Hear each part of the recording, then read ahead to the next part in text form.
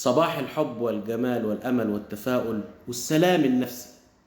السلام النفسي يا جماعة مهم لكل شعوب الأرض. السلام النفسي مهم ليا وليك علشان نعيش في أمان، نعيش مرتاحين البال، نعيش مرتاحين الضمير.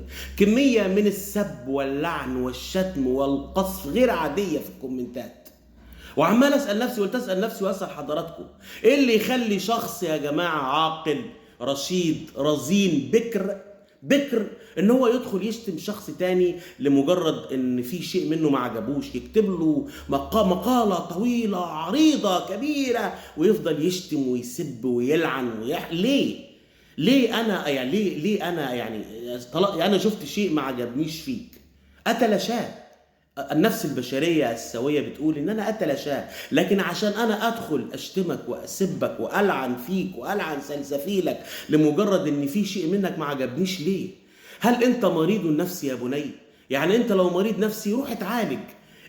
الصفحات دي وهذه المنصة معمولة علشان الناس تدخل تهزر مع بعض، تغير جو، تغير المود. عبء الحياة على الناس كبير، عبء الحياة كبير وثقيل، فالناس بتخش ان هي تروع عن نفسها، تغير جو، تنزل فيديو وتضحك مع ده تضحك مع ده. ليه بقى كمية السب واللعن والقصف والشتم؟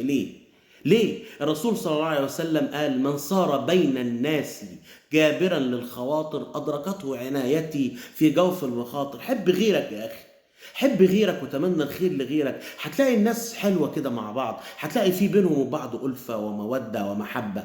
عيسى عليه السلام في بعض الأناجيل جابوا له ست زنت، قالوا له: ماذا تنظر في أمر هذه المرأة يا عيسى؟ قال لهم: من كان منكم بلا خطيئة فليرميها بحجر. الناس طقطقت رؤوسهم، كلهم فيهم خطايا وكلهم فيهم عيوب وكلهم فيهم آثام. الناس هنا داخله عشان تضحك وتهزر. خد بالك، انا اول واخر مره هسمح لحد ان هو يدخل يشتمني ويتجاوز في اللفظ وفي القول.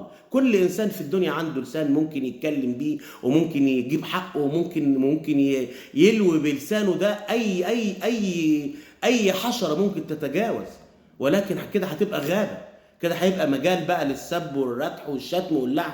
يا اخي اتقوا الله شويه يا اخي.